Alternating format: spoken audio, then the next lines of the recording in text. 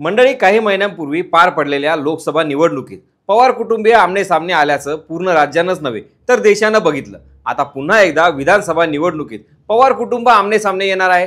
लोकसभा निवडणुकीत बारामतीत राष्ट्रवादी काँग्रेस शरद पवार गटाच्या सुप्रिया सुळे आणि राष्ट्रवादी काँग्रेसच्या सुनेत्रा पवार निवडणुकीच्या रिंगणात होत्या. त्यामुळं नणंद आणि भावजाईमध्ये झालेली लढत अवघ्या देशानं पाहिली.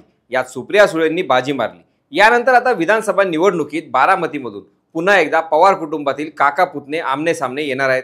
नाही म्हणता म्हणता शेवटी अजित पवारांनी बारामतीतूनच उमेदवारी घेतली. बारामतीतून माघार म्हणजे पवार कुटुंबात होणारी लढत अजित पवारांना टाळायची होती का, हे अजूनही गुलदस्त्यात आहे. मात्र अखेर पवार विरुद्ध पवार हा सामना विधानसभेतही टळणार नाही, यावर आता शिक्कामोर्तब झाला आहे. नक्कीच या लढतीकडे संपूर्ण राज्याचं लक्ष लागून असणार आहे.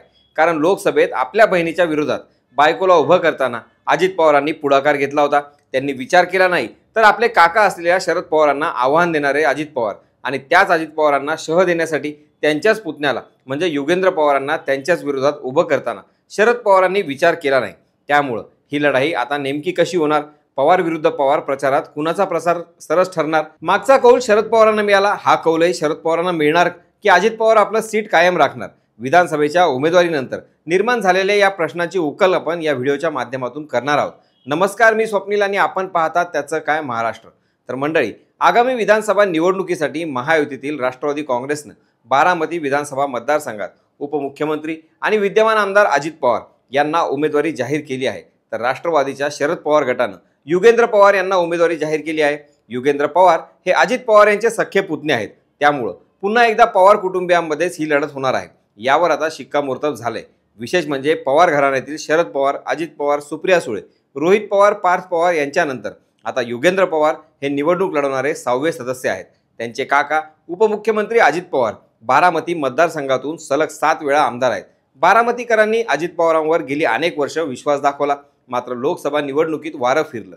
अजित पवारांनी लोकसभा निवडणुकीत मोठी ताकद लावली होती. मात्र प्रतिष्ठेच्या निवडणुकीत त्यांच्या पत्नी सुनेत्रा पवारांना पराभवाचा सामना करावाच लागला. त्यामुळं बारामती म्हणजे अजित पवार या समीकरणाला काहीसा तडा गेल्याचं पाहायला मिळालं. परिणामी लोकसभा निवडणुकीनंतर अजित पवार बारामतीमधून निवडणूक लढणार नाहीत अशी चर्चा देखील अनेकदा रंगल्या.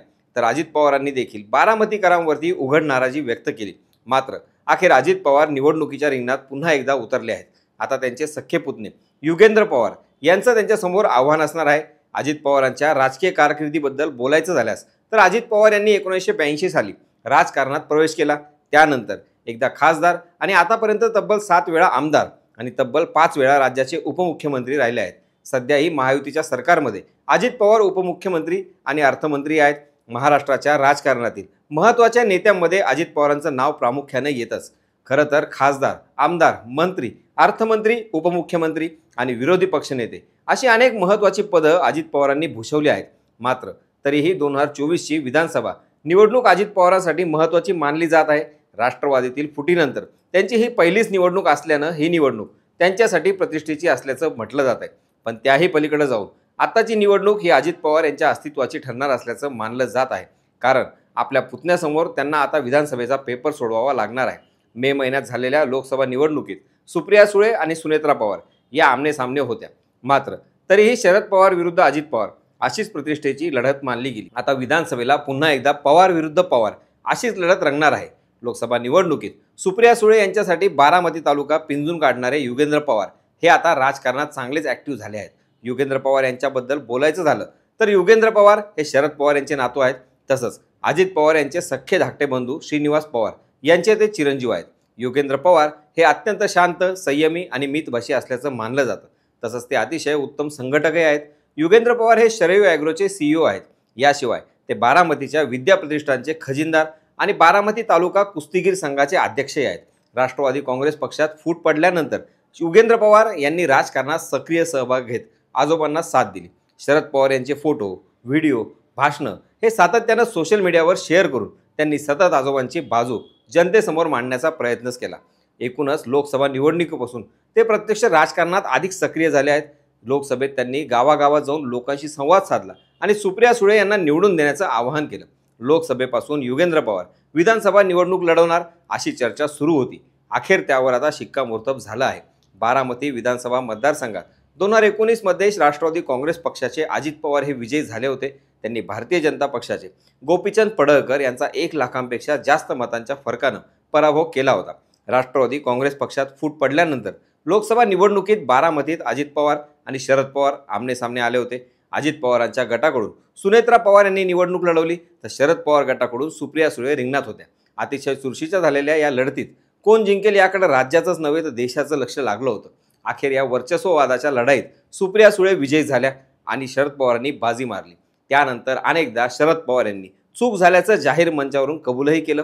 तसंच ते व्हायला नको होतं असं देखील अजित पवार म्हणत होते. परंतु आता पुन्हा एकदा तीच परिस्थिती निर्माण झाली आहे. या दोघांच्या लढतीबद्दल बोलायचं झाल्यास आणि बारामती राजकीय गणिते बघायची झाल्यास बारामती हा पवार कुटुंबाचा बालेकिल्ला राहिलेला आहे.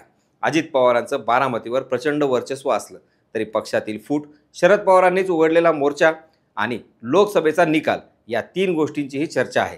कारण लोकसभेला अजित पवारांच्या बारामती विधानसभेतच सुप्रिया सुळेंना 47,381चं लीड मिळालं. पण यातला एक मुद्दा असा येतो की सुप्रिया सुळे या मुरलेल्या नेत्या आहेत, तर त्यांच्या तुलनेत सुनेत्रा पवार या पवार घराण्यातील चेहरा असल्या तरी नवखा चेहरा होत्या. अगदी शेवटच्या क्षणी सुनेत्रा पवार यांना अजित पवारांनी जनतेसमोर आणलं, त्यामुळं नक्कीच त्याचा एक वेगळा तोटा अजित पवारांना भोगावा लागला.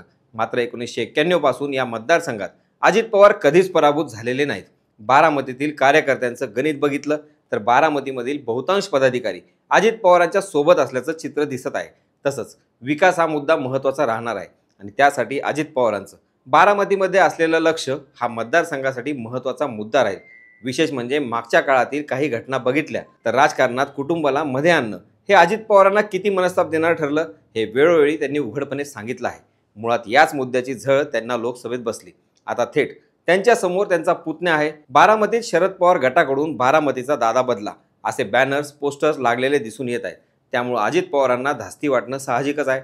म्हणूनच या निवडणुकीत कुटुंब हा मुद्दा बाजूला ठेवून विकासाचा मुद्दा अधिक चर्चेत राहावा, त्यांनी अर्थमंत्री म्हणून घेतलेले निर्णय अधिक चर्चेत राहावे हाच अजित पवारांचा प्रयत्न राहील. तर दुसऱ्या बाजूला शरद पवार मात्र कुटुंब याच मुद्द्याला केंद्रस्थानी ठेवून त्या दिशेनेच आपला प्रचार नेऊ शकतात. आता राष्ट्रवादीत फूट पडून साधारणतः बराच काळ उलटून गेला आहे. त्यामुळे हा मुद्दा बाजूला ठेवून विकासालाच प्राधान्य देण्याचा मानस अजित पवार यांचा असणार आहे.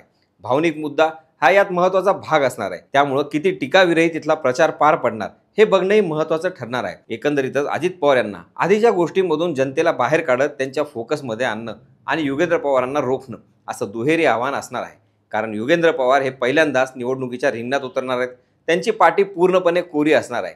म्हणजेच काय तर त्यांच्या हाती पराभव आला तरी त्यांच्याकडे गमावण्यासाठी काहीच नसणार आहे. मात्र अजित पवार यांचं भविष्यच या निवडणुकीत शर्तीवर लागणार आहे. त्यांच्यासाठी त्यांनी वेगळ्या मांडलेल्या चुलीच्या अस्तित्वाचा प्रश्न असणार आहे. यात अजित पवार कितपत यशस्वी ठरतात हे लवकरच समोर येईल. अखेर आता बारामतीत पुन्हा एकदा पवार विरुद्ध पवार असा सामना रंगणार आहे. त्यामुळं आता लोकसभेनंतर पुन्हा एकदा काका विरुद्ध पुतण्या असा महामुकाबला रंगणार. यात कोण वर्चस्व राखणार हे पाहणं औत्सुक्याचं ठरेल. याचे अपडेट आपण वेळोवेळी घेतच राहणार आहोत. तत्पूर्वी बारामतीच्या लढतीवर तुमचं मत काय? योगेंद्र पवार आपल्या अजित काकांचं वर्चस्व मोडीत काढत बारामतीचे नवे दादा होणार का हे आम्हाला कमेंट बॉक्समधून कळवायला विसरू नका. बाकी राजकारणाच्या आखाड्यात आपली नजर कायमच असणार आहे. तेव्हा कुठेही जाऊ नका, पाहत राहा, सबस्क्राईब करा. त्याचं काय महाराष्ट्र.